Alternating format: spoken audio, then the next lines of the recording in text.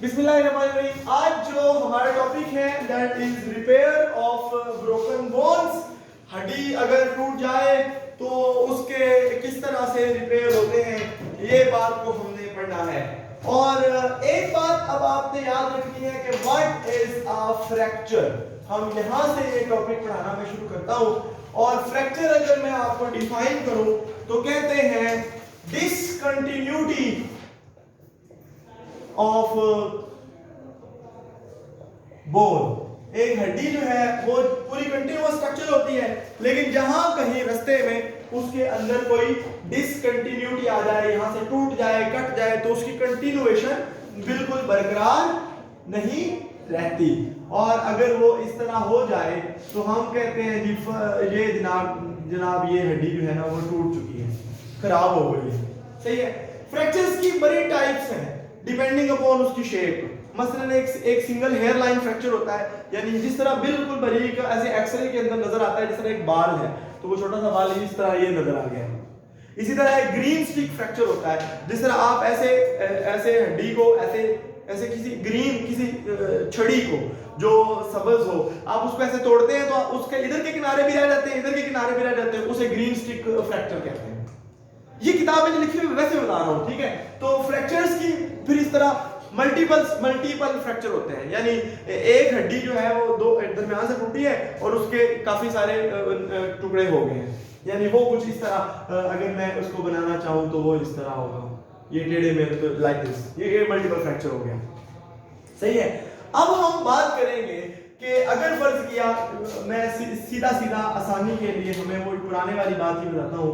तो फर्ज किया ये देखिए आप, तो ये एक जो है जी वो फ्रैक्चर फर्ज किया वो हो गया है, ठीक है। एक हड्डी जो है वो दरमियान से टूट गई है। सही है। अब हम उसको रिपेयर किस तरह करेंगे? तो फ्रैक्चर की रिपेयर के कुछ स्टेप्स हैं, कुछ बुनियादी तरीके हैं। सबसे पहले हम बात करेंगे कि उसकी फिक्सेशन। मैंने कहा डिसकंटिन्यूटी ऑफ द बोन और उसका ट्रीटमेंट क्या है, यानी उसका हल क्या है। सबसे पहले उस फ्रैक्चर को फिक्स किया जाता है, ठीक है। और फिक्सेशन एंड असल में फिक्सेशन का लफ्ज नहीं है, रिडक्शन एक, उसके बाद फिक्सेशन किया जाता है। Reduction and realignment. मसलन हड्डी के किनारे जिस तरफ भी चले गए हैं, टेढ़े मेढ़े हो गए हैं, और फर्ज किया ये जो हड्डी है, फर्ज किया ये जो जनाब ये इसके टुकड़े कुछ इस तरह हो गए हैं और ये यहां आया हुआ है जो दूसरा टुकड़ा है। समझ रहे हैं ना आप बात को? तो फर्ज किया ये जो है वो एक हड्डी टूट गई। अब क्या होता है कि उसके एक किनारा अगर दूसरी तरफ चला गया है और ये वाला इस तरफ और ये दूसरा किनारा इस तरफ आया हुआ है, ठीक है। तो ये अब हमने उनको उनकी असल जगह पे लेके आना है जहां वो टूटे हुए किनारे हैं। जरूरी तो नहीं वो अपनी जगह पे खड़े हो, तो उनको उसे कहते हैं रिडक्शन और रीअलाइन करना किसी चीज को, फ्रैक्चर को उसकी पोजीशन पे वापस लेके आना, हड्डी को नॉर्मल पोजीशन में, ठीक है। उसके लिए दो तरीके मसलन इख्तियार किए जाते हैं। ये ओपन टाइप रिडक्शन भी होती है और क्लोज्ड भी होती है। जो क्लोज रिडक्शन होती है वो हम बाहर से यानी बगैर खोले, यानी बगैर ऊपर से कट लगाए और सर्जरी को की जरिए मदद से खोले, बगैर क्लोज्ड यानी कि हम बंद ही तरीके से डॉक्टर को पता लग जाता है, अच्छा हाँ ये ऐसे है तो ये इस तरफ जा रहा है, इस तरफ जा रहा है, वो जरा इधर से भी खींचता है, इधर से भी खींचता है और एक खास अंदाज से उसको उसकी एग्जैक्ट पोजीशन पे ले आता है। सही है जी। तो हम कहते हैं मतलब फिजिशियन क्या काम करता है कि वो अपने हाथ से इसको करेक्ट करता है, इसको नॉर्मल इसकी रियल पोजीशन पे लेके आ जाता है। फर्ज किया मैं इसको इधर कर देता हूं और नॉर्मल फर्ज किया इसकी पोजीशन है ये, ठीक है जी। यानी अगर आपकी हड्डी यहां से टूटी थी तो उसने क्या, अगर आपकी हड्डी यहां से टूटी थी तो इधर उधर चली गई थी, ये पार्ट इधर चला गया, तो उसने इसको ऐसे खींचा, ऐसे थोड़ा थोड़ा हिलाया और बिल्कुल उसकी नॉर्मल पोजीशन पे ले आया। मेरी अपनी हड्डी टूटी तो उसने इस तरह किया था, ठीक है। तो पता लग गया इस बात को। ये तो बड़ी आसान लगती है ऐसे बात, लेकिन पसलियां अगर टूट जाएं, कोई और मोरे यानी कि वर्टेब्रल कॉलम के वर्टेब्री टूट जाए तो उनकी फिक्सेशन बड़ी मुश्किल काम भी होती है। यानी इनकी रिडक्शन। और जो दूसरा काम होता है वो होता है इसमें रिडक्शन के बाद उसमें होती है फिक्सेशन, यानी उसको उस जगह पे फिक्स कर देना, जिसको हम आम जुबान में इमोबिलाइजेशन भी कहते हैं। क्या कहते हैं? क्या आप उसको हिलने नहीं देंगे। उसके लिए बड़े काम होते हैं। मैं उसके लिए सिंपल तरीका कास्ट या स्प्लिट्स लगते हैं, इसके अलावा वायरिंग होती है, इसके अलावा प्लेटिंग होती है, इसके अलावा पिनिंग होती है। बड़े तरीके अब आ गए हैं। मसलन मैं आपको बताता रहता हूं ये छोटे छोटे तरीके। कास्ट और स्प्लिंट आपको पता है वो फुट्टे वगैरह लगा देते हैं, जिसकी हड्डी टूटे उसकी साइडों पे वो बिल्कुल ये जो फुट्टे नहीं होते ये लगा देते हैं। ये ना हो तो प्लास्टर ऑफ पेरिस पीओपी, ठीक है, वो उसके गिर एक मोटी सी लेयर लगा देते हैं। एक मोटा सा प्लास्टर होता है, पता है ना प्लास्टर किस तरह लगता है, किसी हड्डी टूट जाए वो उसके गिर एक मोटी सी लेयर रख देते हैं। वो सीमेंट की तरह का एक मटेरियल होता है, वो जैसे ही वो जमता है तो वो हार्ड हो जाता है, तो हड्डी को बिल्कुल उसकी जगह पे ऐसे फिक्स करके रख देता है। वो एक पट्टी सी होती है, पट्टी को लपेटते हैं और उसके ऊपर वो मटेरियल लग जाता है। सही है, ये पीओपी होती है। और अगर वो ना हो तो सिंपल वो तेल से लगा के उसके ऊपर एक बड़ा सा इधर एक काना लगा दिया, वो लगा दिया फुटा, और इधर लगा दिया, उसके हिसाब से जो जर्जरा करते हैं वो उसकी फिक्सेशन कर देते हैं। इसे कहते हैं कास्ट एंड स्प्लिट्स। जो दूसरा होता है वायरिंग का प्रोसीजर। फॉर एग्जांपल किसी बंदे का मैंडिबल टूट गया, ये वाला जबड़ा टूट गया, तो फर्ज किया वो इस तरह, तो वो कहेगा जनाब आप इसको क्या करें, ये यहां से टूट गया है, फर्ज किया वो इन दोनों पार्ट्स को बराबर इधर एक सुराख करते, इधर एक सुराख करते और एक वायर को इसके अंदर और इधर एक सुराख करते, इस तरह एक वायर की मदद से इसको क्लोज करके आपस में जोड़ देते। ये तो मैंने किया वो डॉग के साथ, ठीक है। तो हमारा एक प्रोजेक्ट था, सही है जी। तो ये इसे कहते हैं वायरिंग प्रोसेस। इसी तरह प्लेटिंग क्या होती है, एक बंदे की पसली अलग गई टूट गई है और वो यहाँ से लगा होगी। अब वो पसली आपको पता है उसके ऊपर ना तो स्प्लिंट लग सकता है, ना पीओपी हो सकती है, ना वायरिंग उसमें हो सकती है, लेकिन वायरिंग का इतना फायदा नहीं। तो फिर क्या करते हैं कि एक प्लेट लेते हैं छोटी सी स्टील की, और वो प्लेट इसके ऊपर इस तरह लगाते हैं और इधर एक स्क्रू लगा देते हैं, इधर एक स्क्रू लगा देते हैं, उसको टाइट कर देते हैं, तो वो भी बंद हो जाती है। समझ आ रही है बात को? यानी अगर ये फर्क किया, ये पसली टूट गई, तो आप एक यहाँ पे एक पेच लगाएंगे, एक यहाँ लगाएंगे और एक प्लेट लगा के इसको आपस में जोड़ देंगे। समझ गए? तो इस तरह से क्या होता है कि ये हमारे यानी प्लेटिंग और पिनिंग क्या होती है, जिसको सरिया डालना नहीं कहते, आपको पता है वो एक स्टील की एक पिन होती है, वो इस हड्डी के दरमियान ऐसे करके फिक्स कर देते हैं, लगा देते हैं, और उस ये मैंने किया है। और वो आपको पता है हड्डी के दरमियान एक कैविटी होती है, उस कैविटी में ये पिन लग जाती है, तो वो हड्डी वो फिक्स हो जाती है। वो बाद में वो जब हो जाती है तो वो पिन अंदर ही रहती है, बाहर नहीं जाती। सही है, ये वो मेथड है। यानी लॉन्ग बोन होगी, यानी ये वाली हड्डी होगी, तो इसमें सरिया डाल के इसको पिन कर दिया जाएगा। अगर शॉर्ट ये इस तरह की होगी प्लेट, जो सा प्रोसीजर। अब तो एक अच्छा और भी तरीका आ गया, वो खोले बगैर। अच्छा, ये जो है ये क्लोज टाइप सारे नहीं है, कुछ ओपन टाइप भी है। ओपन टाइप में क्या होता है, खोल के सर्जरी के जरिए, यानी ये जो कास्टिंग है या कास्ट एंड स्प्लिट्स है, ये सारे ओपन है, क्लोज है, इनमें आप खोलते नहीं है। वायरिंग ओपन है, स्प्लिटिंग ये भी ओपन है, पिनिंग भी ओपन है। एक और मेथड है, वो क्या होता है कि आप क्या करते हैं कि एक बंदे ये टांग मल्टीपल फ्रैक्चर्स है। मसलन ये हड्डी है, ये एक बंदे की टांग है और ये उसकी हड्डी फर्ज किया ये चल रही है और ये बाकी उसके मसल्स हैं, ये पूरी टांग है, सही है।